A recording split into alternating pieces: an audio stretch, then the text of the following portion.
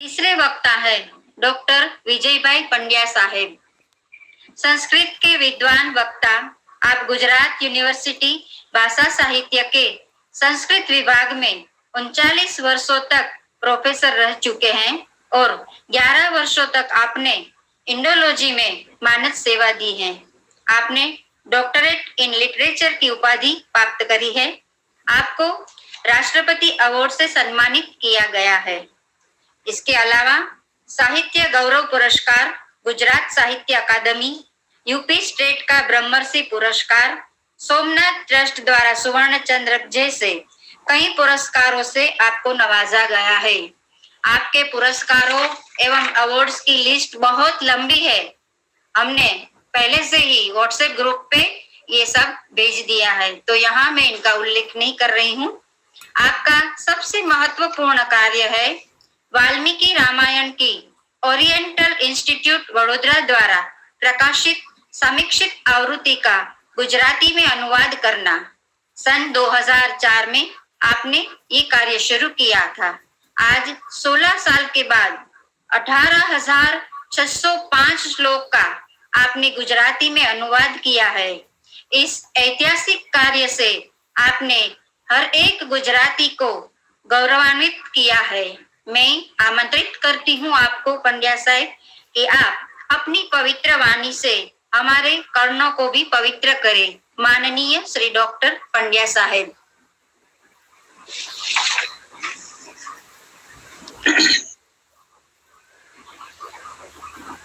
प्रणाम।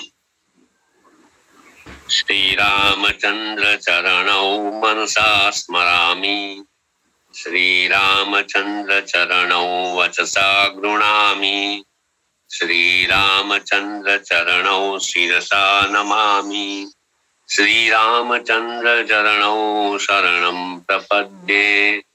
वाल्मीकि गिरिसम्भूता रामसागरगामिनी, श्रीमद् रामायणी गंगा पुनाति भुवनत्रयम्। मनोजवं मारुततुल्यवेगं जितेन्द्रियं बुद्धिमतां वरिष्ठं वातात्मजं वानरयूथमुख्यं श्रीरामदूतं शरणं प्रपद्ये। गोष्पदीकृतवारीशं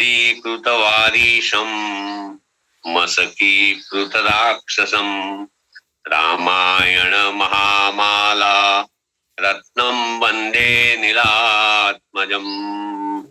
यत्र यत्र रघुनाथ कीर्तनं तत्र तत्र कृतमस्तकाञ्जलिं। बाष्पवारी परिपूर्णलोचनं मारुतिं नमत राक्षसान्तकम्। परम आदरणीय गुरु जी को मेरा प्रणाम। लकुलिश योग यूनिवर्सिटी के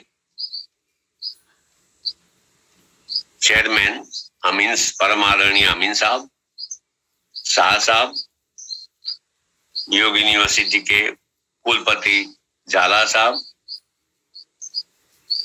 ये सब वेबिनार का आयोजन करने वाले हमारे परम आदरणीय और गुजराती साहित्य के बहुत प्रसिद्ध लेखक, स्त्री लेखक अरुणा बहन, योग यूनिवर्सिटी के डीन और मेरे मित्र प्रशांत भाई, कुल सचिव श्री दवे साहब, जो सुंदर संचालन कर रही हैं वो श्रेयार्थी शोभना देवी बहन, और हमारे मित्र जिनके साथ हमने भी बहुत साल कॉलेज में काम किया है वो हमारे बंसी भाई, और बाकी सब मेरे जो साथी अभी जिनका हम सब सुन रहे थे, जिनकी वाणी और गुजरात की विद्वता के शिखर समान जो है और जो उन्होंने अपना नया रिसर्च हमारे सामने प्रस्तुत किया, बहुत सारे विचारोत्तेजक प्रवचन था उनका, वो हमारे परमादरणीय गौतम भाई, साथ में दूसरे जो पदाधिकारी लकुलिश योग यूनिवर्सिटी के हैं वो सब, और मेरे जो श्रोतागण है वो भी सब परम आदरणीय है। इसमें मेरी एक छात्रा भी है, राजवी बहन, वो भी मैंने देखा कि वो भी वहां इसमें शामिल है। तो ये सब श्रोताओं को भी मेरा प्रणाम। और मुझे यहाँ इस शुभ अवसर पर, जैसे अरुणा बहन ने बताया कि आज वर्ल्ड बुक डे है, विश्व पुस्तक दिवस है।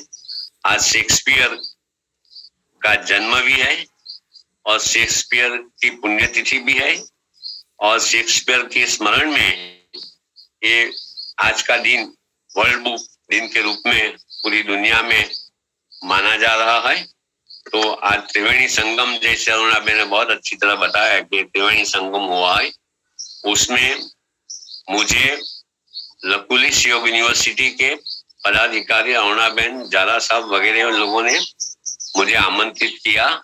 और यहाँ ये वेबिनार, इंटरनेशनल वेबिनार है, क्योंकि वेबिनार ऐसा है कि अभी देश का सीमाड़ा उसमें नहीं रहता है, देश के सीमाड़े के पार भी कोई मुझे सुन सकता है, देश में तो सुनने वाले हैं ही। तो ये इंटरनेशनल सेमिनार में आपने मुझे आमंत्रित किया, इसलिए मैं बहुत अनुग्रहित हूँ।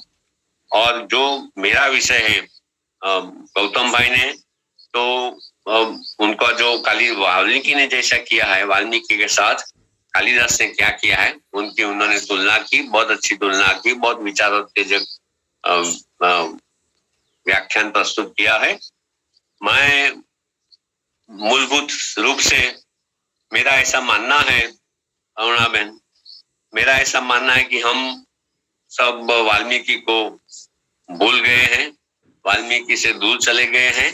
वाल्मीकि ने सही रूप में क्या लिखा है हमें कई बार पता भी नहीं होता है।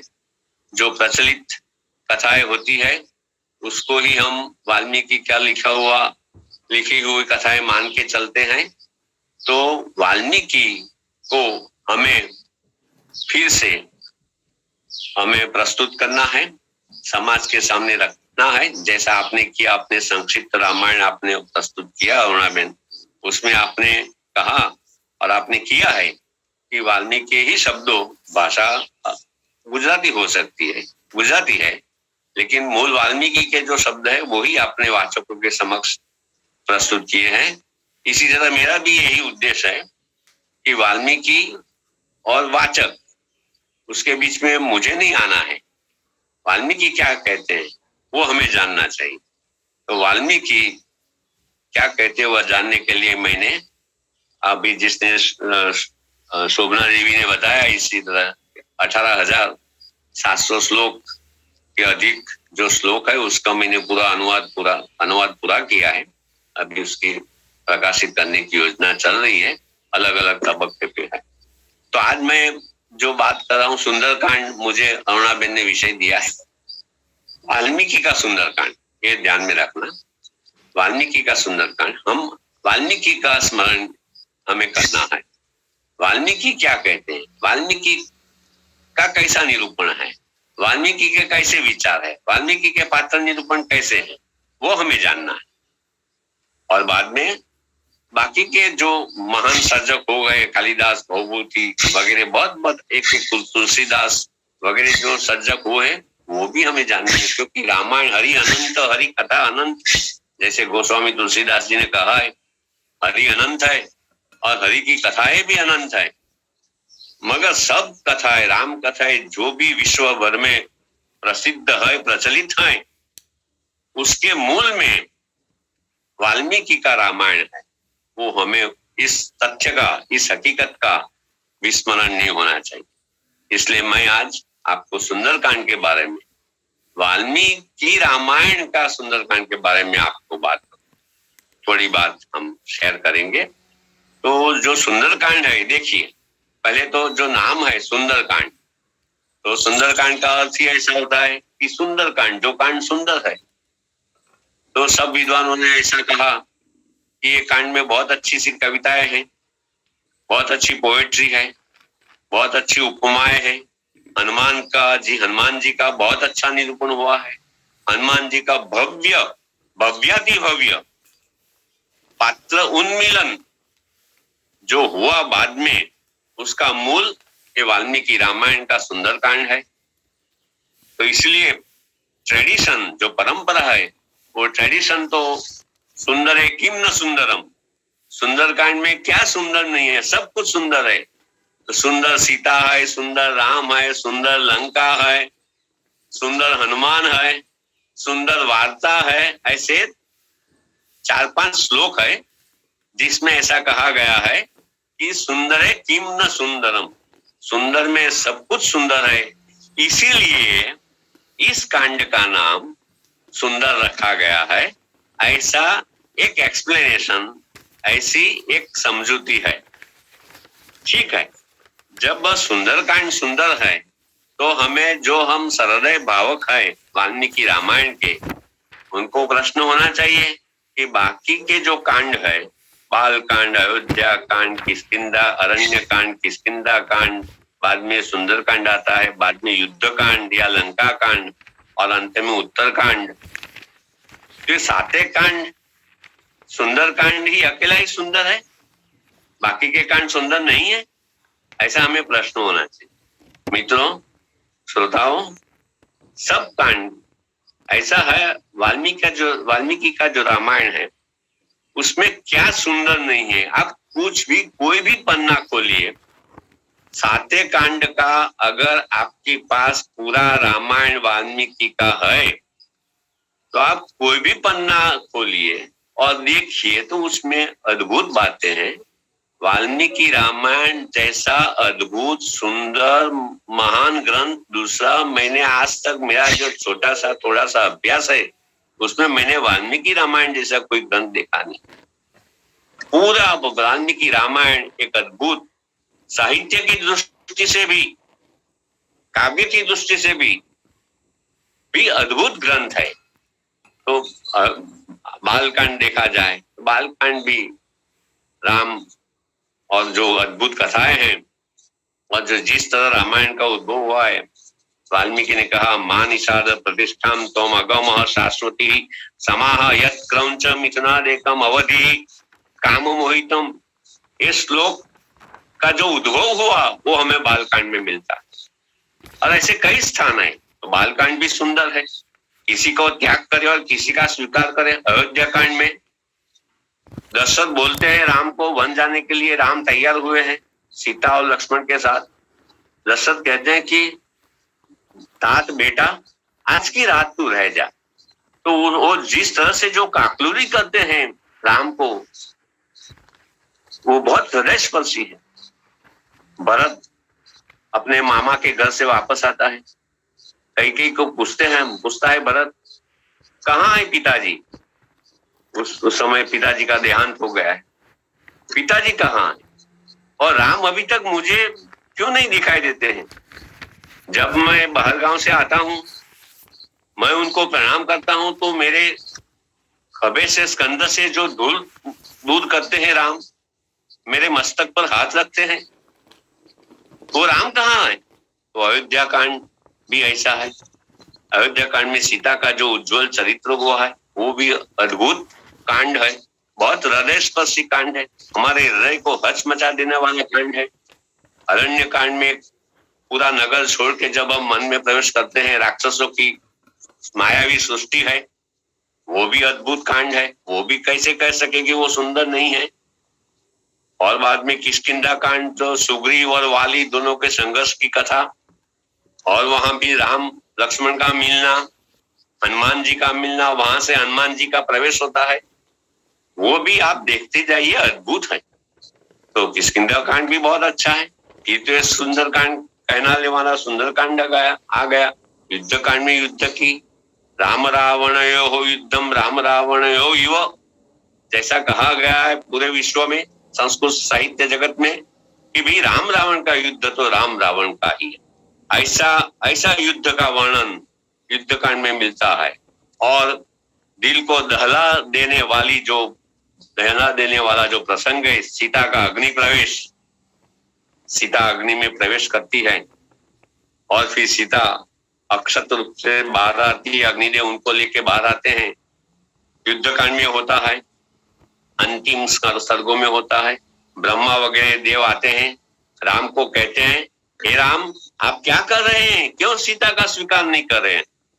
सीता तो श्री है, लक्ष्मी है, आप देव है, भगवान है, ऐसा ब्रह्मा कहते।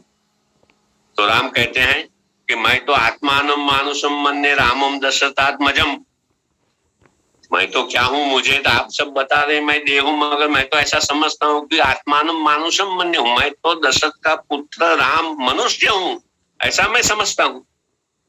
तो देखो ऐसे अद्भुत अद्भुत प्रसंग युद्धकांड में आते और बाद में उत्तरकांड जैसा गौतम भाई बताते थे। उत्तरकांड में जो सीता त्याग का प्रसंग है, वो सीता त्याग का प्रसंग है, मेरा अनुभव मैं बताता हूँ। तो जब वो प्रसंग आया वाल्मीकि रामायण में, वाल्मीकि को कालिदास और भौभूति जैसे उत्तम शिष्य मिले हैं, लेकिन बहुत कम लोग जानते हैं कि उत्तरकांड में सीता त्याग का जिस तरह वाल्मीकि ने आलेखन किया है, ऐसा ये दो महान सर्जक है। भौभूति का तो मैं प्रशंसक हूं, आप सब लोग जानते हैं, मेरे जो छात्र हैं वो जानते हैं। फिर भी मैं कहता हूं कि वाल्मीकि ने जिस तरह से सीता त्याग का उत्तरकांड में जिस तरह से प्रसंग का आलेखन किया है, अरुणा बहन, जब मैं इस अनुवाद कर रहा था, ये जिस टेबल पर बैठ के, जिस कुर्सी पर बैठ के मैं अभी आपसे बात कर रहा हूं, आप सब लोगों से, वो जब प्रसंग आया, मैं लिख रहा था, अनुवाद कर रहा था, तो मेरी आंख में से आंसू बहने लगे। मैं अनुवाद का कार्य आगे नहीं कर पाया, मैं उठ गया, मैं बाजू में बाथरूम में, वहां जाके मैंने मुंह प्रक्षालन किया, फिर मैं नीचे गया, नीचे सब लोग थे, उनके साथ इधर उधर बात की, फिर मैं वापस आया और फिर मैं काम करने को बैठा। इतना हृदय स्पर्शी प्रसंग, राम त्याग, सीता त्याग का प्रसंग, ये वाल्मीकि ने लिखा है।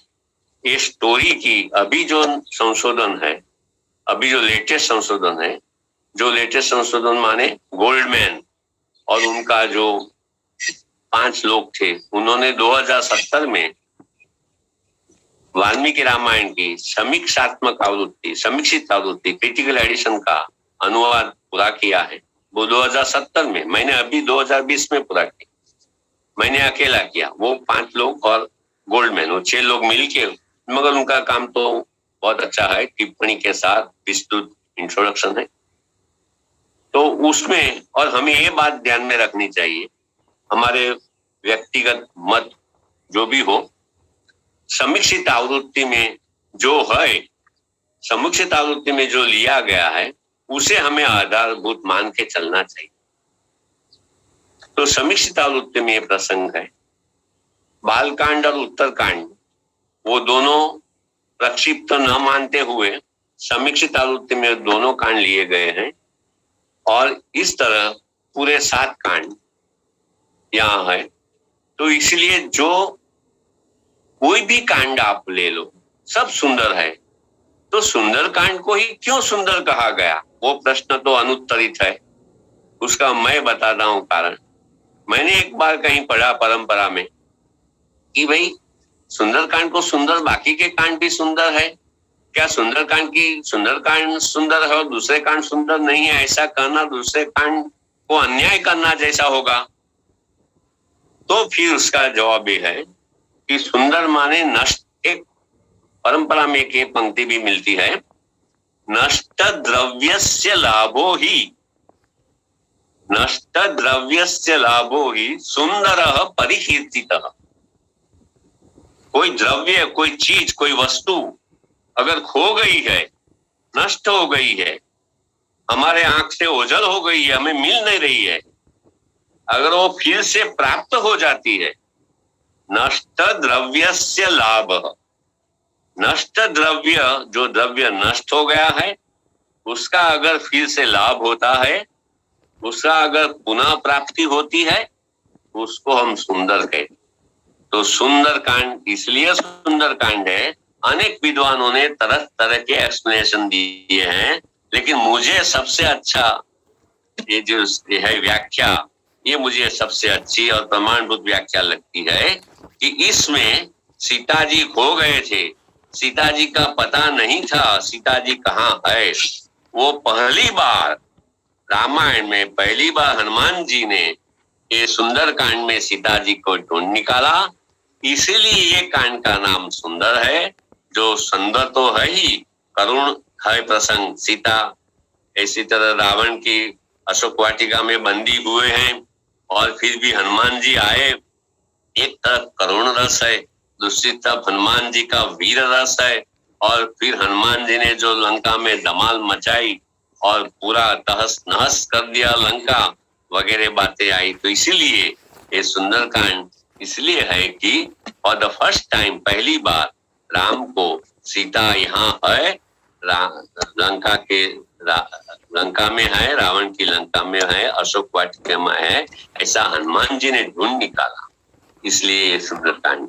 अच्छा, ये हनुमान जी का कार्य मित्रों, देखिए हनुमान जी ऐसे पात्र है। ऐसे तो जैसे रामायण हम कहते हैं, रामायण राम वत्ता आयन, राम का आयन, राम का गमन, राम का चित्रण, आयन का एक अर्थ राम का जीवन, आयन मार्ग भ्रमण, जिस तरह राम पूरे वनवास में घूमे और उनकी जो कथा है वो रामायण। इसी तरह मित्रों, इसी तरह सुंदरकांड को मैं ऐसा कहूंगा, रामायण में राम तो पूरे रामायण में राम हीरो है, नायक है। रामो विग्रहवान धर्म, जैसा मैंने एक दो दिन पहले कहा, राम तो धर्म का मूर्तिमंत स्वरूप है। और राम जैसा गौतम भाई ने बताया, राम वीर पुरुष भी है। गीता जी में कहा शस्त्रभूताम रामोस्मि, शस्त्रधारियों में मैं राम हूं, ऐसा विभूति योग में भगवान श्री कृष्ण ने कहा है। तो राम तो सत्य पराक्रमी है, सत्य वाक्य है, दृढ़ व्रत है, कृतज्ञ है, धर्मज्ञ है, ये सब राम के विशेषण है। मगर देखिए कि राम के साथ जब हनुमान जी मिलते हैं, तब हनुमान जी की जो पूरी पोटेंशियलिटी है वो तो बहुत महाबलवान है। उस पूरे संसार में हनुमान जी जैसे कोई, राम जैसे, लक्ष्मण जैसे लोगों को छोड़ के हनुमान जी जैसे कोई बलवान कोई था नहीं।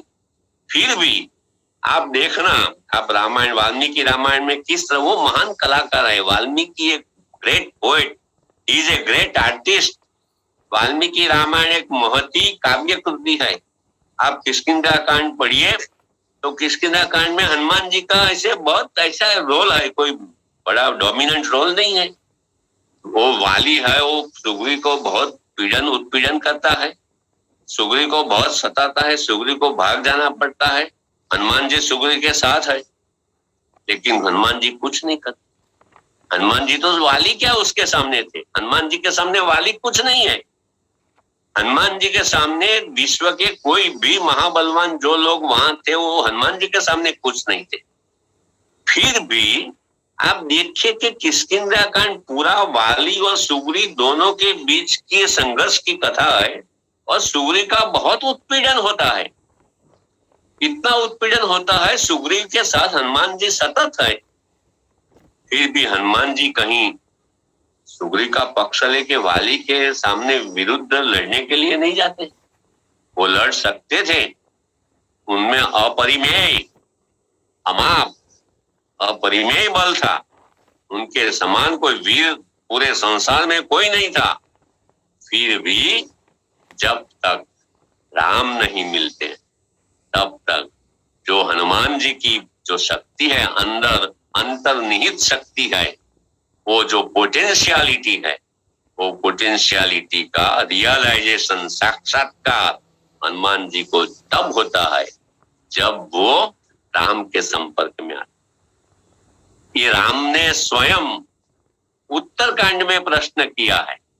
मैं जो कह रहा हूं वाल्मीकि रामायण के आधार,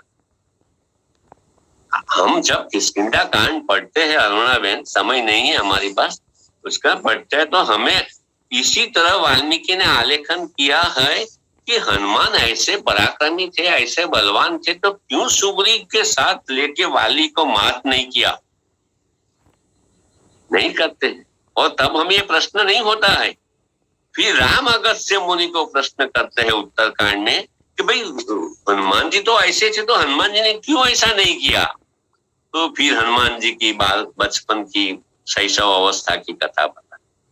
इतनी कलात्मकता से मैं आई टेल यू, मेरे बहुत बस गए हैं राम और अभी भी जाने वाले हैं। आई टेल यू इतनी अभी वो जो कला पक्ष है वाल्मीकि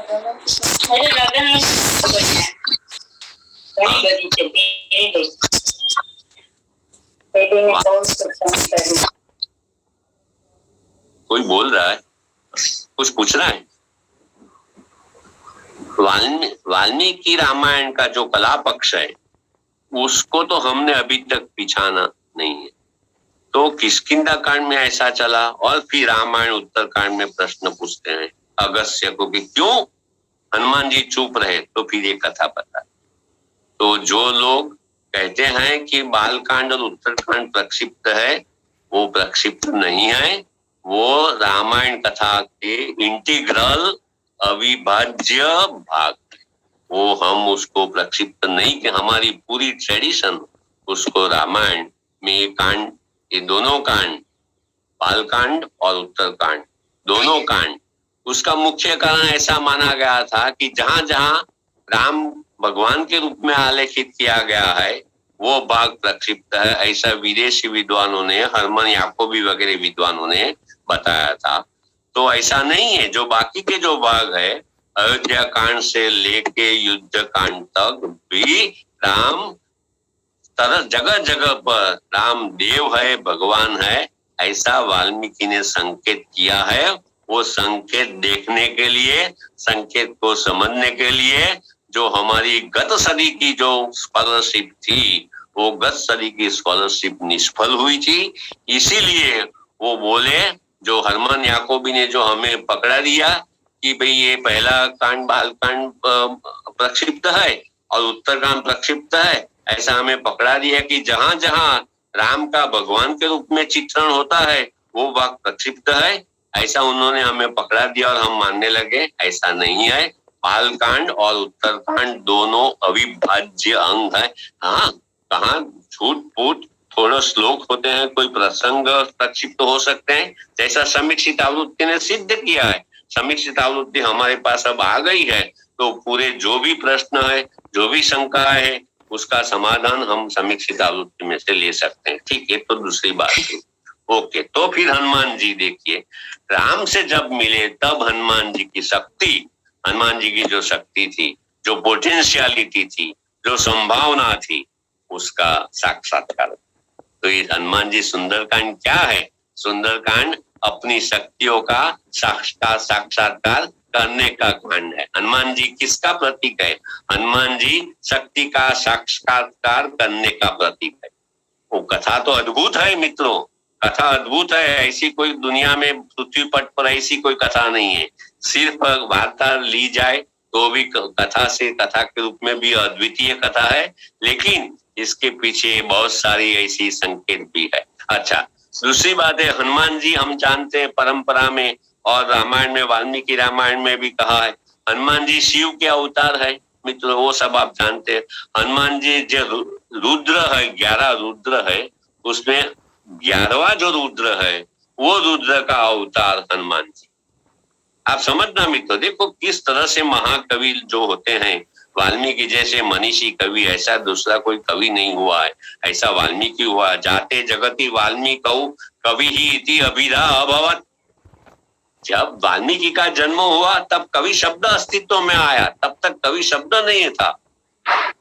पहले कवि आया तो फिर जरूर पड़ी, आवश्यकता खड़ी हुई कि अरे इसके लिए क्या शब्द प्रयोग जाए, तो फिर कवि शब्द आया कि भी वाल्मीकि तो कवि है।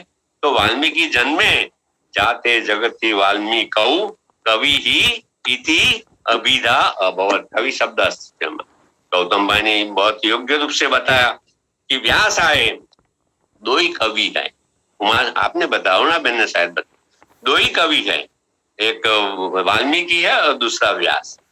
तो व्यास जब आए तो दो कवि हो गए, तो फिर द्विवचन का रूप ढूंढने की आवश्यकता खड़ी हुई। तो फिर ये मैंने जो बोला उसकी दूसरी पंक्ति ऐसी है, पहली पंक्ति फिर से मैं दोहराता हूँ, जाते जगति वाल्मीकौ कवि ही इति अभिता अभवेत्। अभी देखो संस्कृत में कवि का रूप अगर चलता है, कवि ही, कवि द्विवचन, कवयः बहुवचन, कवि ही, कवि, कवयः, ऐसा रूप चलेगा। तो कवि ही एक वचन, वाल्मीकि आ गए, फिर दूसरा व्यास आए, द्विवचन आया, तो फिर निकालो। तो कवि, दूसरी पंक्ति ये कहती है कवि इति ततो व्यासे, व्यास जी जब आए तब कवि ऐसा द्विवचन स्थिति में आया। और व्यास जी के बाद तो बहुत सारे कवि आ गए, कालिदास आए, भवभूति आए, दंडी आए, माघ आए वगैरह बहुत सारे। तो फिर बहुवचन आया कवयः, वो दंडी का प्रशंसक था, तो इस श्लोक में लिखने वाला, इसलिए वो कहता है कवयः त्वयि दंडिनी, ये दंडी आप जब आए तब कवयः बहुवचन हो गया। तो मित्रों की कवि है, तो आप देखिए कि हनुमान जी जो मैं कहा, तो रौद्र 11वां रुद्र जो है वो हनुमान जी है। अच्छा, इसमें आप दूसरी बात देखिए, जो किस तरह से हमारे जो महान कवि है वाल्मीकि जैसे किस तरह संकेत रखते हैं। तो हनुमान जी तो शिव का स्वरूप हुए, शिव का अवतार हुए। अच्छा, राम कौन है? राम तो विष्णु का अंश अवतार है, राम विष्णु का अवतार है। तो वैष्णव, हनुमान जी शिव, और शिव भी एक तरफ है। तो शैव और वैष्णव, शैव धर्म और वैष्णव धर्म दोनों का समन्वय, मित्रों ये बहुत अद्भुत बात है। दोनों का समन्वय, दोनों का सामंजस्य हनुमान जी है। हनुमान जी रुद्र का और शिव जी का अवतार है और भक्ति करते हैं विष्णु की। देखा आपने, क्या अद्भुत चीज है, वाह। हनुमान जी शिव जी का अवतार है और भक्ति तो राम की करते हैं, पूरा जीवन उन्होंने राम में लगा दिया है, राम के बाद बराबर। तो देखिए कि क्या, तो हनुमान जी पूरे समन्वयवादी, सामंजस्य वाले हैं। हनुमान जी हमारी जो संस्कृति है, जो हमारी भारतीय प्राचीन सनातन धर्म जो संस्कृति है, वो संस्कृति समन्वयवादी है। इसमें हनुमान जी ये पूरे संस्कृति के समन्वय के प्रतीक है। अच्छा, और हनुमान जी के पराक्रम की तो बात ही क्या, मैं बहुत संक्षेप में बता दूं क्योंकि समय चला जा रहा है। देखिए हनुमान जी निकले, क्या हनुमान जी सुंदर कांड पढ़िए आप। सुंदर कांड में जिस तरह से आलेखन हुआ है, वो महेंद्र पर्वत पर चढ़े हैं। महेंद्र पर्वत के सामने 100 योजन ऐसा समुद्र दिखाई देता है और वहां से वो छलांग लगाने वाले। तो हनुमान जी छलांग लगाने के लिए वो अपना एक ये लेते हैं, मुद्रा धारण करते हैं, वो ऐसा नमन करते हैं। फिर तो उनके पांव के दाब से, वो इतने शक्तिशाली के दाब से जो महेंद्र पर्वत था वो पूरा जमीन में घुस जाता है। ऐसा कवि ने वर्णन किया है, ऐसा हनुमान जी की ऐसी ताकत थी। तो जब वो पूरा, तो पर्वत में जो गुफाएं थी, जो प्राणियों थे, जो वृक्ष थे, सो वृक्ष पर से फूल खिलने लगे, प्राणियों चित्कार करने लगी। पर्वत में सुवर्ण, रजत और काजल वगैरह जो धातुएं थी, वो धातुएं प्रवाही द्रवित स्वरूप में होके बहने लगी। जब हनुमान जी ऐसी तरह कूदने के लिए, छलांग लगाने के लिए जब महेंद्र पर्वत पर चढ़े, तो ऐसा वर्णन हनुमान जी का है, वाल्मीकि ने किया है। क्या अद्भुत वर्णन है। अच्छा, फिर आगे बीच में बहुत लोग आते हैं, वो सब आप चले, बात नहीं चाहता हूं मैं इसमें। एक सुरसा आई, सुरसा नाग माता है। तो देवों ने सुरसा को कहा कि हनुमान जी की तुम परीक्षा करो कि वो राम का ये कार्य करने में समर्थ है कि नहीं, सक्षम है कि नहीं, जाओ परीक्षा करो। तो हनुमान जी उड़ते उड़ते जा रहे हैं, पूरे 100 योजन समुद्र सामने फैला हुआ है और एकदम नाग माता जो है सुरसा, उसका नाम है, सुरसा आई, सामने आ गई और हनुमान जी को रोक दिया कि भाई खड़ा रह, तुम मेरा भोजन हो, तुम मेरा भोजन हो। देवों ने कहा है कि इस रास्ते से जो भी जाएगा वो तुम्हारा भोजन है, तो तुम मेरा भोजन। तो हनुमान जी ने हाथ जोड़ के विनंती की कि भाई अभी मैं राम का कार्य करने निकला हूँ, मैं जरूर वापस आऊंगा, कार्य करके सिद्ध करके फिर मैं तुम्हारा भोजन बनूंगा, मुझे हे माता जाने दो। सुरसा बोली नथिंग डूइंग, कुछ भी नहीं चलेगा। वो बताती है सुरसा, प्रविश प्रविश घुस अंदर बैठ, प्रविश इदम में आननम, ये मेरा मुख है। ऐसा मुंह फाड़ के सुरसा खड़ी है और बोलती है सुरसा हनुमान जी को कि प्रविश, सरल संस्कृत है ये, वाल्मीकि का संस्कृत। प्रविश बैठ, बैठ अंदर, बैठी जा, अंदर आई जा। इदम में आनंदमा, मारू मुख है, ये मेरा मुख है, तू मेरा भोजन है, मेरे मुख में आ जा, मैं तुझे चबा के खा जाऊं। तो प्रविश इदम में आनंद, मानती नहीं है हनुमान जी को आगे जाने के लिए। तो फिर हनुमान जी कहता है अच्छा तुम्हें मुझे खाना है ना, तो तुम इतनी समर्थ तो बनो, तुम तो इतनी सी हो, मुझे कैसे झेल पाओगी, तुम्हारे मुख में मैं कैसे रहूंगा। ऐसा करके हनुमान जी ने अपना 10 योजन लंबा चौड़ा रूप प्रकट किया। तो लंबा चौड़ा 10 योजन माने कितना बड़ा रूप होता है। तो सुरसा ने फिर क्या कहा, सुरसा भी कुछ कम नहीं थी, तो सुरसा ने 10 के बजाय, वो 10 योजन वाला था, हनुमान जी 10 योजन वाले थे, तो सुरसा ने 20 योजन वाला अपना रूप प्रकट किया और फिर बोली प्रविश इदम में आनंदम, बेस आ मारू मोड़ू है, आई जा हमारा मेरा मुख है, उसमें आ जा, मैं तुझे चबा। तो 20 योजन वाली हो गई और उसने अपना बड़ा लंबा मुख प्रदर्शित किया। तो हनुमान जी ने अपना 30 योजन वाला रूप प्रकट किया, विस्तार किया, वो 30 योजन लंबे चौड़े, क्योंकि 20 योजन वाले मुख में 30 योजन वाला कैसा जा सकता है, इसलिए हनुमान जी ने 30 योजन वाला। ये सब सुंदरकांड में आता है मित्रों। देखिए आप मूल सुंदरकांड पढ़ना, मूल वाल्मीकि रामायण पढ़ना, अभी मेरा आ रहा है, 1 बरस लगेगा, आप फिर पढ़ना अनुवाद के साथ पूरा रामायण। ऐसे मैं अपने बारे में ऐसी बात ऐसे मेरे करने की कोई ये नहीं आदत, लेकिन फिर भी अगर ना कहूं तो आप वो माहिती से वंचित रह जाएंगे, इसलिए मैं कह रहा हूं। तो देखो कि 30 योजन वाला हनुमान जी ने किया, तो सुरसा ने 40 योजन वाला अपना शरीर फैला दिया, मुख फैला दिया। तो फिर बोली वो सुरसा प्रविश इदम में आनंद, बेस हमारू मोड़ू है अंदर आ जा, मैं तुझे चबा खाती हूँ। तो 40 वाली हो गई सुरसा। तो फिर हनुमान जी ने 50 योजन वाला अपना मुख फैलाया, अपना शरीर फैला दिया। 50 योजन वाला लंबा चौड़ा स्वरूप किस तरह 40 योजन वाले लंबा चौड़ा में प्रवेश कर सकता है। तो हनुमान जी 50 वाले हो गए। तो फिर सुरसा ने 60 का किया, प्रविश इदम में आनंदम, पेस मारू मोड़ू फिर हनुमान जी ने 60, सुरसा ने 70, हनुमान जी ने 80, सुरसा ने 90 और फिर हनुमान जी ने 100। वो 90 वाली सुरसा 90 योजन चौड़ा करके बैठी थी और अपना मुंह फैला के बैठी थी, कहती थी आ जा। तो फिर वो इतनी लंबी चौड़ी हो गई। तो फिर हनुमान जी ने क्या किया, हनुमान जी की हमारे स्तोत्र में कहा गया है कि बुद्धिमताम वरिष्ठ, हनुमान जी बहुत बुद्धिशाली।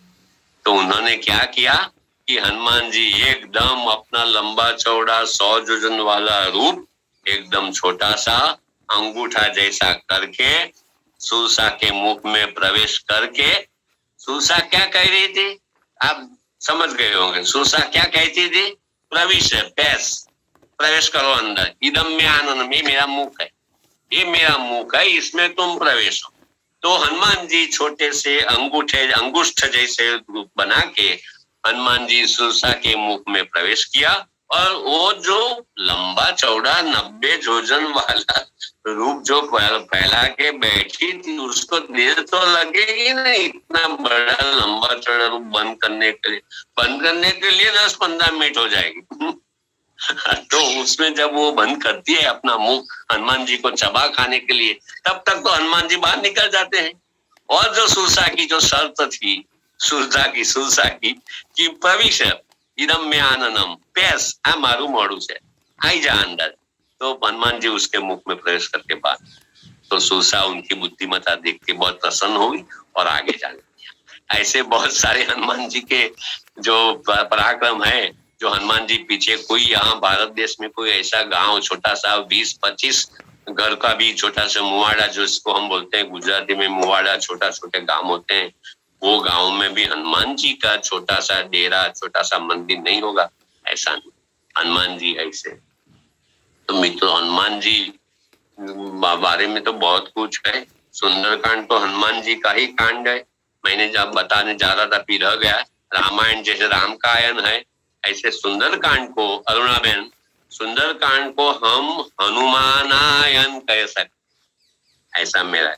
हनुमान बत्ता अयन, राम बत्ता अयन रामायण।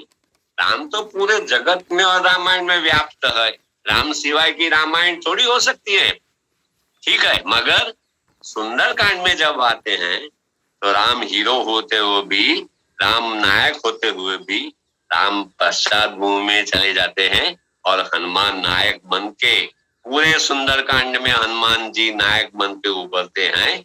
इसलिए मैं ऐसा भी कहता हूं कि सुंदरकांड, ये बात मैं पहल वैली, Arunaben, you will be very happy to know, और हमारे जो वीसी साहब है, झाला साहब और अमीन साहब वगैरह, मैं पता नहीं वो सुन रहे हैं कि नहीं, मगर you will be very happy to know कि दिस हनुमानायन जो विचार मैं कह रहा हूँ, सुंदरकांड को हम हनुमानायन कह सकते हैं। ये बात मैं पहल वाली for the first time in this webinar मैं प्रकाशित कर, ये पहली बार मैं कह रहा हूँ कि रामायण तो रामायण है ही, राम का अयन है ही, लेकिन सुंदरकांड हनुमान का अयन है। देखिए, आप भी तो सोचते रहना सब। वाल्मीकि, आप वाल्मीकि रामायण का सेवन कीजिए, रामायण, वाल्मीकि रामायण पढ़िए, देखिए अंदर क्या है। देखो, आप दूसरी बात आपको ये ध्यान में आएगी, मुझे पता नहीं आप लोगों को ध्यान में है कि नहीं, सब विदग्ध विद्वान श्रोताजन है, मगर मुझे पता नहीं। देखो, पूरी रामायण में हनुमान, पूरे वाल्मीकि रामायण में, मैं वाल्मीकि जो बात करता हूँ मैं वाल्मीकि रामायण, पूरे वाल्मीकि रामायण में गदा नहीं, गदा नहीं है कहीं। हनुमान जी गदा लिए हुए दिखाई नहीं दिए कहीं, ऐसा निरूपण नहीं देखा आपने। किस तरह कथा आगे बढ़ती, किस तरह कथा आगे बढ़ती है और किस तरह दूसरे अंश प्रवेश करते हैं। जो गदा नहीं थी वो बाद में गदा आती, ऐसा है। वाल्मीकि रामायण में गदा नहीं है। जैसा आपने बताया, अरुणा बहन ने बताया, लक्ष्मण रेखा का प्रसंग नहीं। अच्छा, श्रवण का नाम नहीं है, श्रवण प्रसंग, श्रवण का जो माता पिता की सेवा के लिए जो आइकॉन, जो आदर्श रूप है श्रवण, जिसको पूरा भारत उसका स्मरण करता है, और बच्चों को हम आदर्श देते हैं कि भाई श्रवण जैसा हमारे बच्चे हो, कि जो माँ बाप की ऐसी सेवा करे। श्रवण का नाम नहीं है, प्रसंग है, ध्यान रखना। वाल्मीकि रामायण में प्रसंग है मगर श्रवण का नाम नहीं। बाद में पुराणों में यज्ञदत्त नाम हो गया, श्रवण तो नहीं है। श्रवण तो लोक कथा में से आया, श्रवण लोक कथा में से आया, तो यज्ञदत्त हो गया। यज्ञदत्त नाम ब्राह्मण का होता है, यज्ञदत्त, देवदत्त वगैरह ब्राह्मण का होता है। वाल्मीकि रामायण में जिसको दशरथ ने शब्द विधि बाण से हनन किया, जिसका हनन किया, वो वैश्य पिता और शूद्र माता का संतान, ऐसा समीक्षित आवृत्ति में लिखा है। मैं समीक्षित आवृत्ति के अनुसार जाऊंगा। समीक्षित आवृत्ति में अंत में थोड़े अंतिम क्षण थी, वो जो बच्चा बड़ा है और अंतिम श्वास चल रहे हैं वो बच्चा का, और बोल रहा है कि ये राजा दशरथ तुम चिंता मत करना, मैं श्रवण नहीं हूं, मैं जो हूं वो, मैं वैश्य पिता है मेरा और मेरी माता शूद्र है, उसका मैं बालक, ऐसा कह के वो अंतिम श्वास देता। ऐसा प्रसंग वाल्मीकि रामायण। तो ऐसे बहुत सारे प्रसंग है कि जिसमें समीक्षित आवृत्ति क्या कहती है हमें देखना चाहिए। समीक्षित, क्योंकि जो समीक्षित आवृत्ति, उन्होंने बहुत अच्छा बताया अरुणा बहन ने, 2000 हस्तप्रत एकत्र की थी उन्होंने, पूरा डिपार्टमेंट रामायण का बनाया था। किसने? MS यूनिवर्सिटी की ओरिएंटल इंस्टीट्यूट प्राच्य विद्या मंदिर, हम जिसको गुजराती या संस्कृत में कह सकते हैं, वो उन्होंने पूरा रामायण डिपार्टमेंट बनाया था। UGC ने उसका समर्थन किया था, UGC ने डोनेशन पे दिया था, दूसरी जो MS यूनिवर्सिटी की जो वाइस चांसलर तब थी हंसाबेन मेहता, वो भी बड़ी पुण्य स्मरणा हंसाबेन मेहता है। और हंसाबेन मेहता भी बहुत सारी प्रेरणा दी, तब ये समीक्षित आवृत्ति तैयार हुई। पूरे 25 वर्ष लगे हैं हम समीक्षित आवृत्ति तैयार। 2000 हस्तप्रत इकट्ठी हुई है। 2000 हस्तप्रत में ऐसी हस्तप्रत है वो ईस्वी सन 1000 की है। ईस्वी सन 1000 की, आज 1000 वर्ष के ऊपर हो गए। ऐसी हस्तप्रत अभी MS यूनिवर्सिटी की ओरिएंटल इंस्टीट्यूट में है। तो ऐसी 2000 हस्तप्रत इकट्ठा करके गुजरात के बड़े बड़े विद्वान और महाराष्ट्र के पीर वैद्य साहब, जिसका नाम गौतम भाई ने लिया, वो पीर वैद्य साहब, और गुजरात के झाला साहब, उमाकांत पी शाह साहब, गौरी गोविंदराव H भट्ट साहब, डोलाराय माकर साहब, वो भी हमारे बहुत, सब ये सब लोग बड़े आदरणीय हैं, बहुत बड़े दिग्गज विद्वान हैं। ये सब विद्वानों ने मिलके 25 वर्ष निकाल के उन्होंने जो लोकप्रिय रामायण था वाल्मीकि का, 24,000 का है, 24,000 जो लोकप्रिय आवृत्ति है, उसमें से निकाल के काट छांट करके, काट छांट माटे ऐसा नहीं कि मुझे नहीं लगा अच्छा नहीं है इसे निकाल दो, ऐसा नहीं है। हस्तप्रत के आधार पर पांडुलिपियां क्या कहती है, ये अपना मनस्वी नहीं चलता है उसमें। पांडुलिपियां क्या, अगर पांडुलिपियां 2000 हस्तप्रतों में से उत्तर भारत की पांडुलिपियां और दक्षिण भारत की पांडुलिपियां अगर यदि बालकांड और उत्तरकांड भी सब पांडुलिपियों में मिलता है, तो आप कैसे कह सकते हैं कि वो प्रक्षिप्त है? उसमें कोई भाग प्रक्षिप्त हो सकता है? जब पूरे उत्तर भारत का संस्करण, उसको हम संस्करण बोलते हैं, उत्तर भारत की जो हस्तप्रत है, उत्तर भारत की हस्तप्रत और दक्षिण भारत की हस्तप्रत, उत्तर दक्षिण भारत दोनों की हस्तप्रत, जब ये दोनों कांड को, बाकी तो कांड है ही, ये दोनों कांड को, बाल कांड और बाकी का जो उत्तर कांड, ये दोनों कांड अब दोनों हस्तप्रतों में, 2000 हस्तप्रतों में अगर मिलता है, तो आप कैसे कह सकते हैं कि प्रक्षिप्त है? हाँ, थोड़े अंश प्रक्षिप्त हो सकते हैं। जैसा मैं अभी आपके सामने बोलता हूँ, तो मैं अगर उस समय आ गया तो वाल्मीकि रामायण में न हो ऐसा भी बात कह दिया। ऐसी तरह जो कथाएं करते थे लोग, वो समय में जो कथाकार थे, वो ऐसा कर सकते थे, तो इसलिए थोड़ा अंदर आ गया होगा। अच्छा, गौतम भाई ने वो बात बताई नहीं, मगर वो बात आई कि धोबी, वाल्मीकि रामायण में धोबी नहीं है। धोबी इज द कल्प्रिट।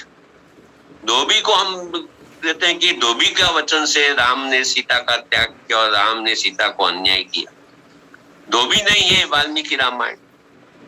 वो धोबी आया कहां से?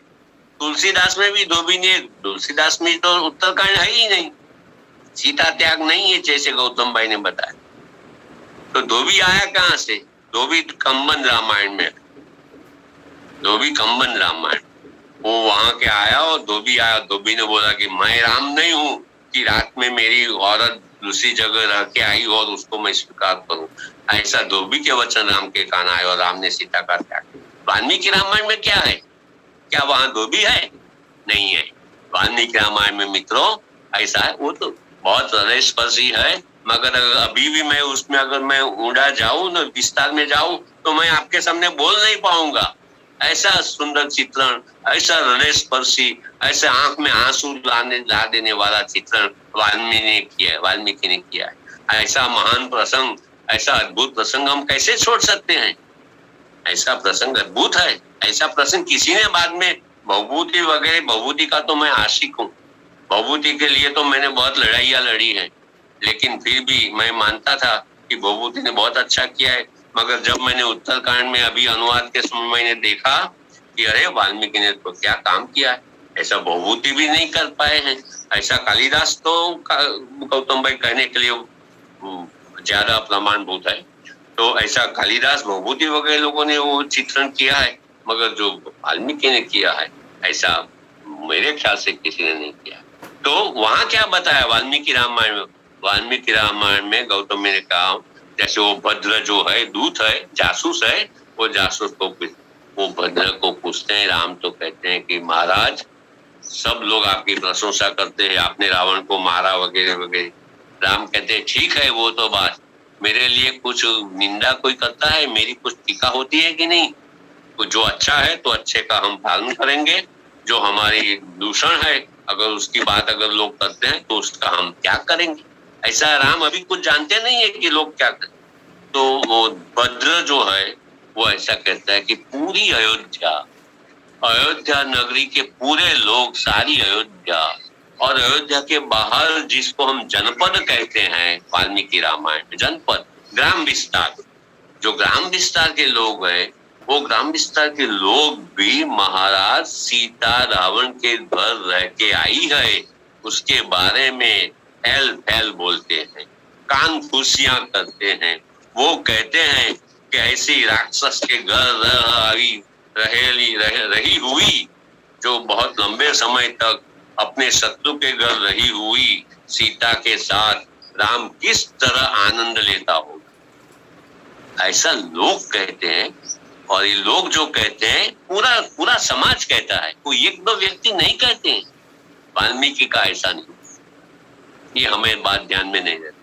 हम धोबी को लेके बैठ जाते हैं कि एक धोबी के वचन पर राम ने सीता का त्याग किया। अरे धोबी तो नहीं है, वाल्मीकि रामायण में आप देखिए धोबी नहीं है, पूरा समाज है।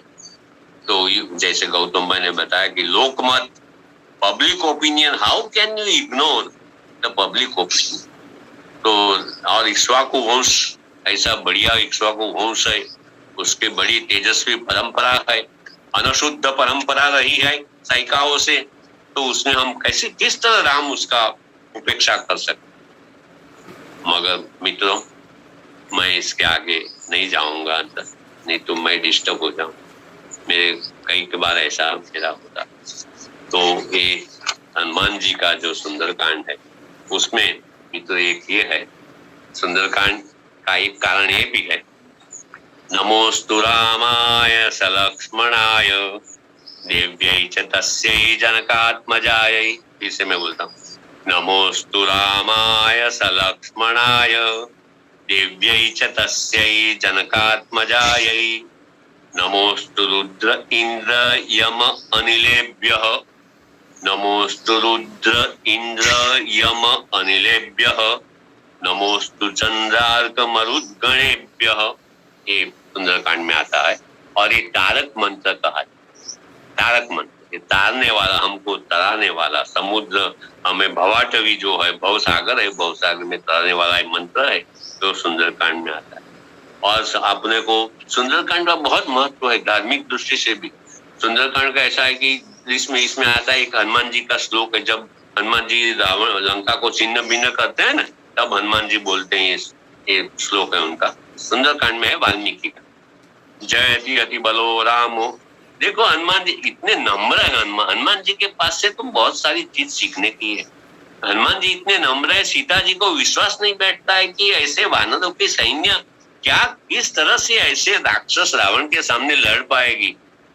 तो बोलते हैं हनुमान जी कि मैं तो उसने अपना विराट स्वरूप बताया, फिर भी सीता को ऐसा कहते हैं हनुमान जी। देखो हनुमान जी के पास ये सीखने वाली बात, हनुमान जी कहते हैं प्रकृष्ट, मैं जो हूँ इससे मेरे से तो कई गुने अधिक बलवान वानर राम सुग्रीव के सैन्य राम जी के पास, मैं तो बहुत छोटा वानर हूँ।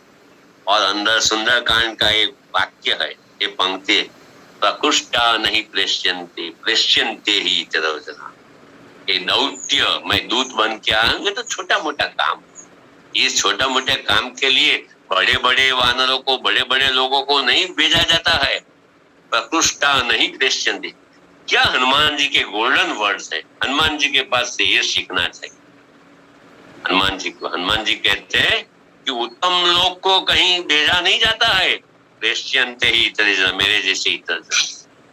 ऐसा है, हनुमान जी इतने नम्र है। हनुमान जी के पास से बहुत कुछ सीखना है, हमारे पास समझ नहीं है इसलिए। मगर ये अंतिम जो है श्लोक जो बोलते हैं, और एक महल से बीजे महल पर राम भगवान हनुमान जी कूद खमाते हैं, तब ये बोलते हैं, जयति अति बलो रामो लक्ष्मणश्च महाबल राजा जयति सुग्रीवो राघवेण अभिपालितः। देखो बात से देखिए, जयति अति बलो राम, राम अति बलवान राम का जय हो। लक्ष्मणश्च महाबलवान लक्ष्मण का जय हो। राजा जयति सुग्रीवो, सुग्रीव का राजा का भी जय हो। मगर सुग्रीव कैसे हैं? राघवेण अभिपालित, राघव से जो रक्षित है, राघव ने जिसका रक्षण किया है, वो सुग्रीव का भी जय हो। और मैं कौन हूँ? अपने लिए वो कोई ऐसा कहे अरे मैं भी ऐसा हूँ, ऐसा नहीं। वो तो दासो हम कौशलेन्द्रस्य, मैं तो कौशल राजा मतलब राम, कौशलेन्द्रस्य दासो, मैं तो कौशल राजा का मैं दास। रामस्य अक्लिष्ट कर्मण, जो करी थकने वाले नहीं है, जो कोई क्लेशकारी काम करने वाले नहीं है। एक अक्लिष्ट कर्म राम के लिए वाल्मीकि रामायण में बार बार प्रयोग हुआ। वाल्मीकि रामायण में राम के लिए सत्य वाक्य, सत्य संधा, सत्य का संधान करने वाला, सत्य पराक्रम, सत्य राम सत्य पे चलने वाला। तो रामस्य कदासोहम कौशलेन्द्रस्य रामस्य अक्लिष्ट कर्मणः हनुमान शत्रु सैन्यानाम निहंता मारुतात्मजः। हूँ मारुत पुत्र हनुमान हूँ जो शत्रु को। ये जो श्लोक है ये ऐसा हमारी परंपरा में। सुंदरकांड पढ़ो, चित्त के सब अवसाद।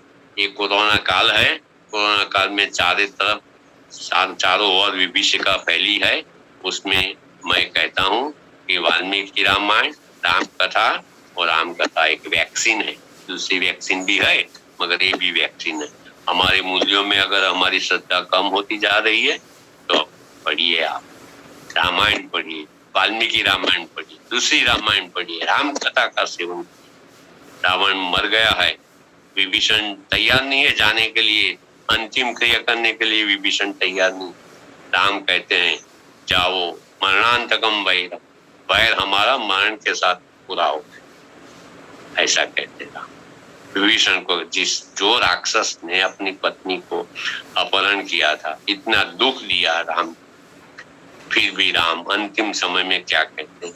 रावण का जो अंतिम क्रिया करनी है तो राम कहते हैं विभीषण को जाओ अंतिम क्रिया करो, मरणांतकम वैरम, मरण के साथ वैर पूरा होता है। ऐसे राम और ऐसे राम के दास हनुमान, वो आप सब लोगों को भी जीवन में सुख, शांति, प्रगति, आध्यात्मिकता प्राप्त, ऐसी प्रार्थना के साथ। और आपने मुझे यहाँ थोड़े मेरे विचार प्रस्तुत करने के लिए अवकाश दिया, अवसर दिया। आप सबका, अरुणा बहन का खास करके मैं और आभारी। नमस्कार, प्रणाम सबको।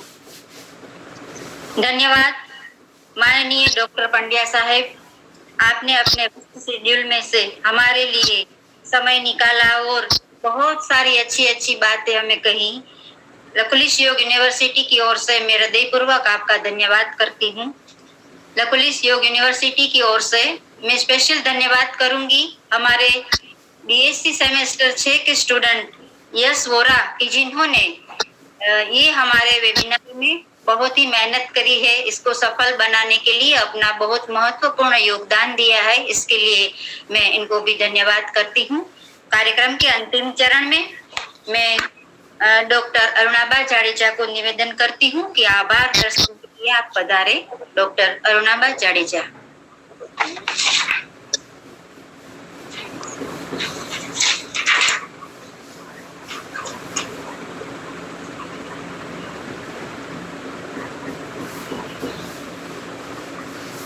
अनम्यूट कर जो आपने।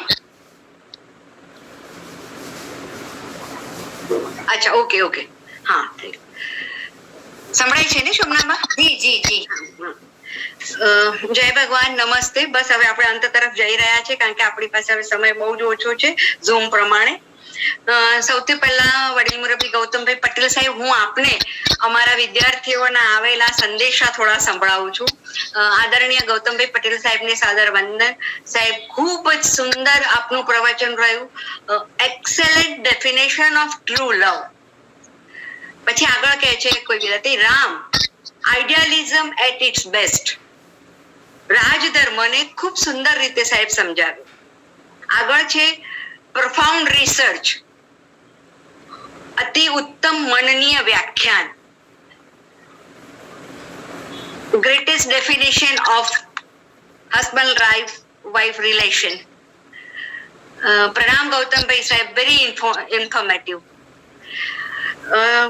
गौतम भाई पटेल साहब, आपने कविवर्य कालिदास का जो अपना स्वतंत्र सर्जन है सीता त्याग, उसका संशोधनात्मक विश्लेषण बहुत अच्छी तरह से किया कि हमारे स्टूडेंट्स हैं वो ज्यादातर 50, 60, 70 के ऊपर के हैं, तो वो लोग तो बहुत अच्छे से समझे। और हमारे अष्टांग के स्टूडेंट है वो 12वीं पास आकर अभी बस 18-20 साल के थे। दोनों वर्ग 18-20 साल के बच्चे और हमारे बड़े बुजुर्ग सबने आपके प्रवचन को बहुत ही उसको प्रेम से उसको एंजॉय किया। फिर दूसरा, आपने मर्यादा पुरुषोत्तम श्री रामचंद्र जी, उनका पात्रा लेखन, सीता त्याग के द्वारा भी सीता का त्याग किया, फिर भी वो पात्रा लेखन आपने बहुत उच्चतम दर्जे का बताया है। और 80 पत्र में कालिदास का साहित्य सौंदर्य है, स्तुति सुवंती, इसमें उनका व्याकरण सौंदर्य है।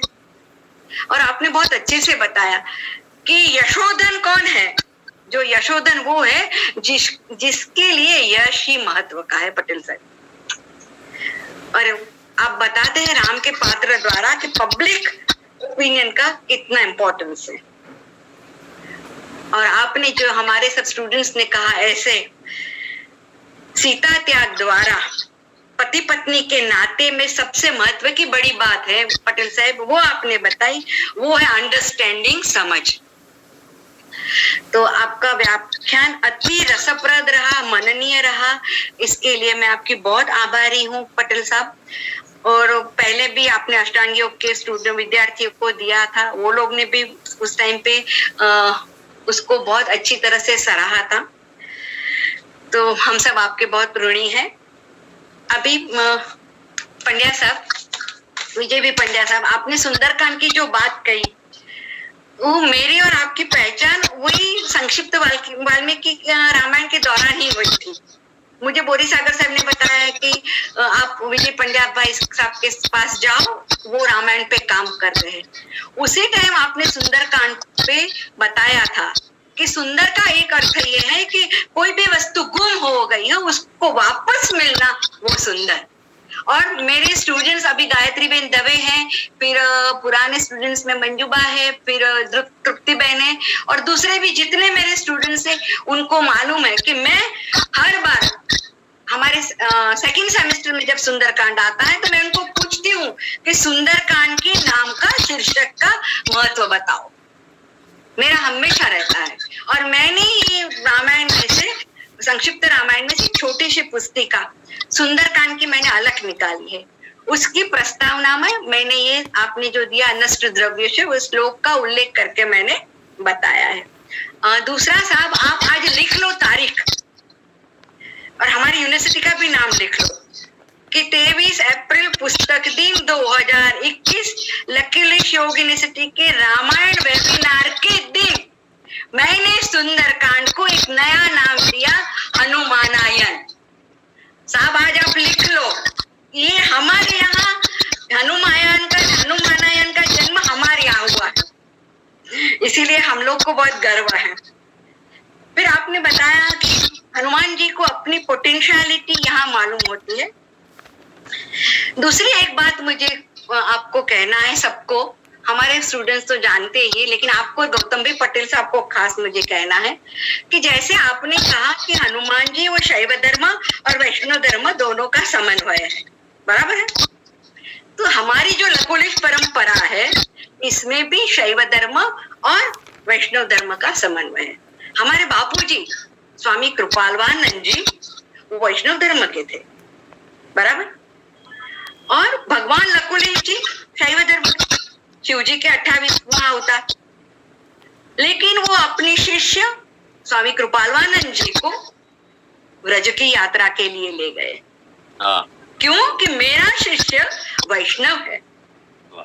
और तब से हमारी परंपरा में जो मंत्र दीक्षा दिशा देती जाती है, तब उसमें राधा पुरुषोत्तम का, राधा कृष्ण का इष्ट स्वरूप भी रहता है। अभी मैं एक बात बताती हूँ। मकरंद दवे ने उनका एक नरसी, एक रहस्य ऐसा कुछ है, वो छोटी सी पुस्तिका है प्रवीण प्रकाशन की। उसमें मकरंद भाई दवे साहब ने बताया नरसी के बारे में कि नरसी शिव भक्त है, लेकिन भगवान श्री कृष्ण उसको रासलीला का दर्शन कराते हैं। फिर वो थोड़े शास्त्रों के उदाहरण भी देते हैं, जैसे विसोबा खेचर और नामदेव वगैरह के। फिर वो अपना मंतव्य पूरा करके अंतिम वाक्य में कहते हैं कि आवा शैव धर्म ने वैष्णव धर्म नो बीजो कोई दाखलो आपणे ત્યાં મળે खरो, ऐसा वो पूछते हैं। और मैंने शब्द सृष्टि में 2-3 साल पहले एक रिसर्च आर्टिकल मैंने लिख के दिया था और उसका शीर्षक था हाँ मळे। मकरंद भाई ने पूछा एवो कोई दाखलो आपणे ત્યાં મળે, और मेरा शीर्षक था हाँ मळे। इसी कलयुग में स्वामी कृपालवानंद जी और भगवान लकुलिश, ये शैव धर्म और वैष्णव धर्म का समन्वय है। ये मैं आपको और गौतम भाई पटेल साहब को मालूम होगा, फिर भी बताना चाहती हूँ। तो ये हमारे लिए आनंद की बात है। और हनुमान जी के लिए कहा, आपने बोला कि उनकी पोटेंशियलिटी उनको सुंदरकांड में राम जी के आने के बाद ही उनको मालूम होती है, इसीलिए तो कहा है ना, उनको भी महावीर कहा है, महावीर विक्रम बजरंगी। हनुमान चालीसा में 3-4 पंक्ति है मुझे लगता है।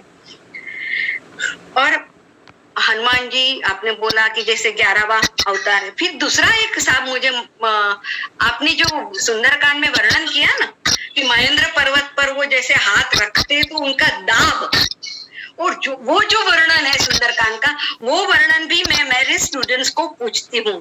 और रामायण का बहुत सारे वर्णनों में से एक वर्णन मुझे बहुत अच्छा लगता है, वो गुजराती में है लेकिन मैं पढ़ के बताती हूँ। जब हनुमान जी ने महेंद्र पर्वत के ऊपर से हाथ रख के उन्होंने कूदना चाहा तो क्या क्या हुआ, उसमें वाल्मीकि कितना सुंदर लिखते हैं। वो गुजराती में, तो मैं गुजराती में ही बताती हूँ इतना पोर्शन। આમ કહીને એકે સંકટને ગણકાર્યા વગર હનુમાનજીએ અતિ વેગે ઉપર કૂદકો માર્યો, ત્યારે એમણે પોતાને સાક્ષાત ગરુડ માન્યા। જેવા એ કૂદ્યા કે તરત જ એમના જોરથી પર્વત પરના વૃક્ષો, બધા યુ વિઝ્યુઅલાઇઝ ધ સીન, બધા જુઓ કે કઈ રીતે છે, આંખ બંધ કરીને।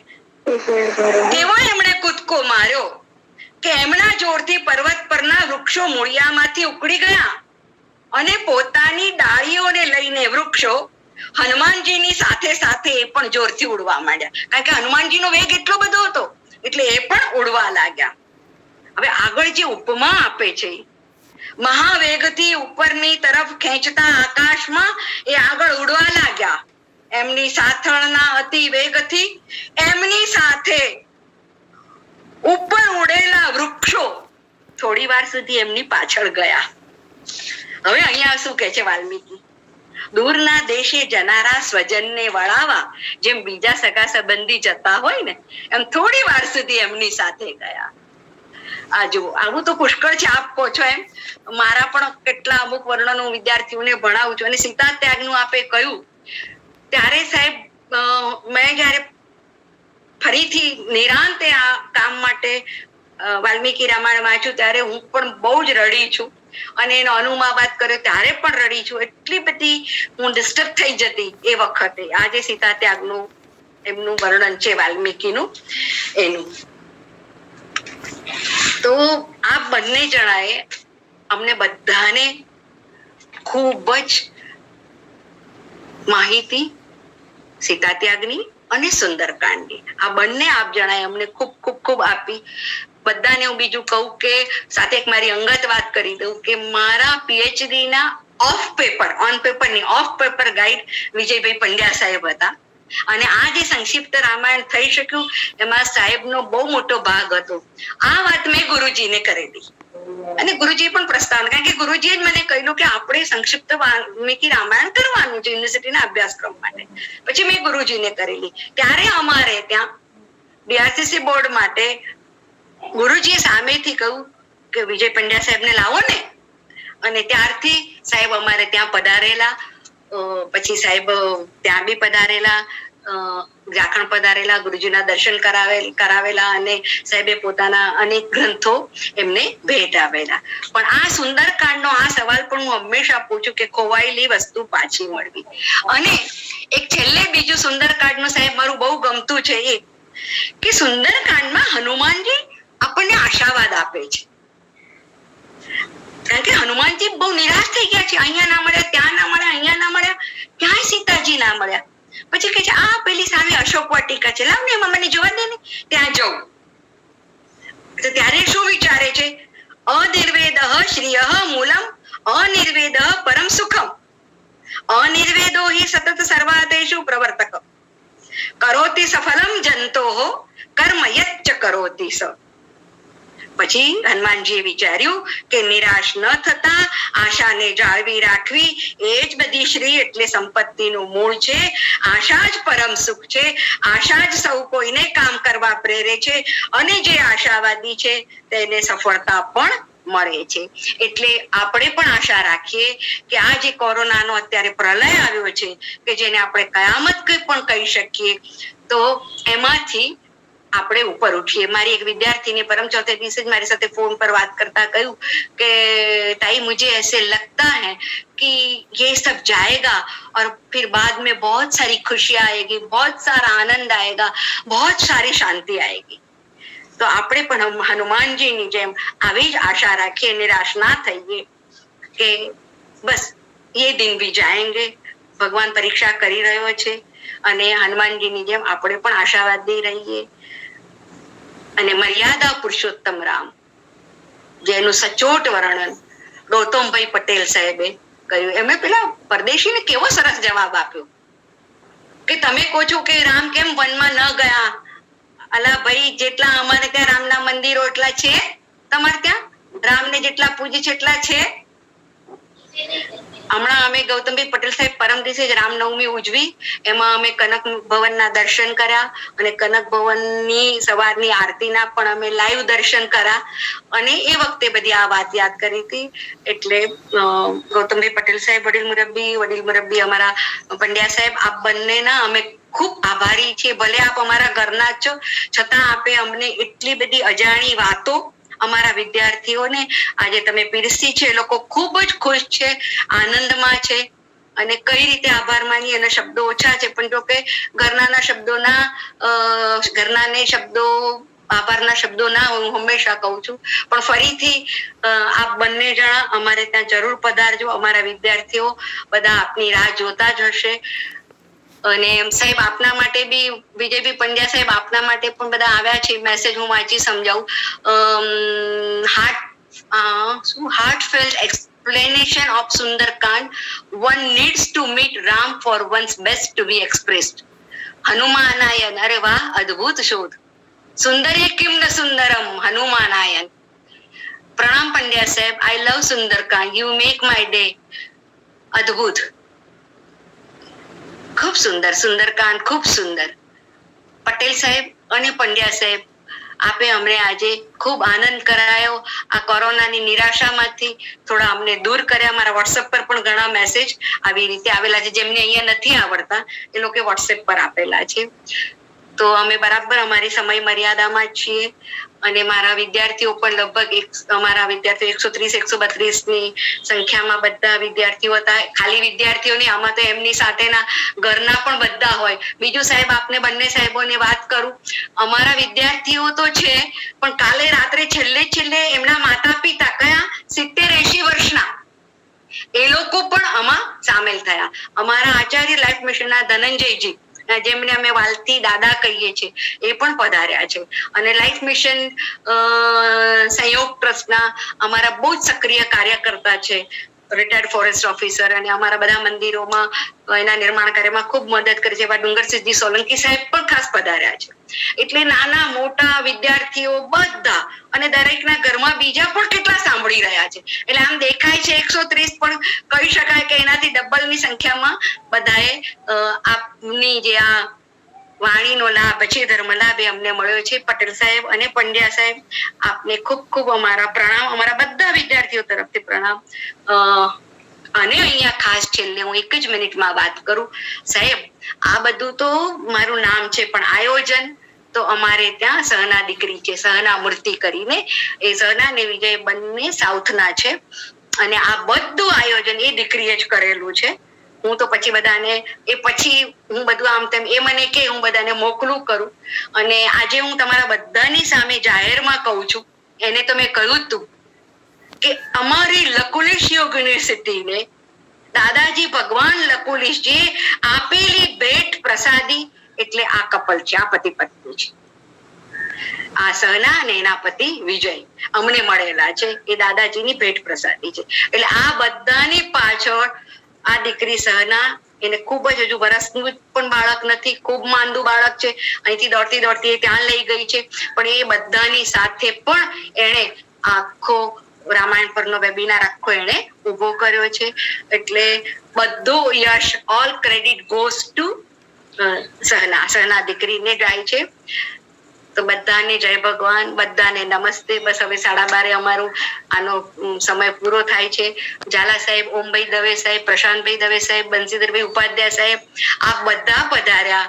આપ બધાને હાજરીથી, ઉપસ્થિતિથી જ અમારા વિદ્યાર્થીઓને ખૂબ આનંદ થયો છે.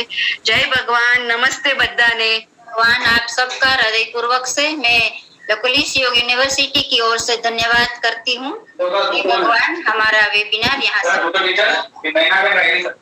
જય ભગવાન, જય ભગવાન, જય ભગવાન, જય ભગવાન, બધાને જય ભગવાન, બધાને જય ભગવાન. હા, જય ભગવાન. અદ્રિજા, જય ભગવાન. અદ્રિજા, where are you? Adrija, I saw you. Where are you, beta? I saw you. Yes, Adrija. Yes. Hello, Adrija. How are you? Fine. Fine. Dhvanit, તને જોયો? ધ્વનિતભાઈ કેમ છે? બહુ તોફાન કરે છે. અરવિંદભાઈ ખડોદવાલા સાહેબ, આપને જય ભગવાન. જય ભગવાન. બધાને જય ભગવાન. બધા જય ભગવાન. જય ભગવાન. જય ભગવાન. જય ભગવાન. देखो अमेरिका से हमारा विद्यार्थी अमेरिका थी पण છે અમે બનનાર રેણુકાબેન. જય ભગવાન. जय भगवान, जय भगवान. बहुत मजा आई गया. हाँ, और अष्टांग योग के सभी बच्चों को भी हमारे जय भगवान. नमस्ते बेटा, सब बच्चे सुखी रहो. जय भगवान. बच्चों को, सभी बच्चों को, छोटे बड़े सभी बच्चों को जय भगवान. ओके, जय भगवान. जय हमारे 50 साल के भी बच्चे, 60 साल के भी बच्चे, 70 साल के भी बच्चे हैं. जय भगवान. हमारे जय भगवान संस्कृति के सह संपादक साहब पधारे, उनको भी जय भगवान. और खास तो पंड्या साहब की स्टूडेंट राजवी ओझा, वो भी आई है, वो भी संस्कृत की प्रोफेसर है. Rajvi, thank you very much. आप आई है तो सबको जय भगवान. ओके, બધા વિદ્યાર્થીઓ તમે બધા આવ્યા તો જ અમારો પ્રસંગ દીપી ઉઠ્યો, કારણ કે તમે બધા જાનૈયા बाराती. हमारे बाराती हो. बाराती के बगैर तो शादी कैसे हो सकती है? नमस्ते. हाँ, नमस्ते. इसीलिए और क्रेडिट गोस अक्षर सहना टू यू ऑल. તમારા લીધે જ અમારો પ્રસંગ ખૂબ સારો બની શક્યો, અમારો નહીં આપણો. બરાબર? હા, ચલો. જય ભગવાન બધાને. જય ભગવાન. જય ભગવાન. જય ભગવાન. જય ભગવાન. જય ભગવાન. જય ભગવાન. જય ભગવાન. જય ભગવાન.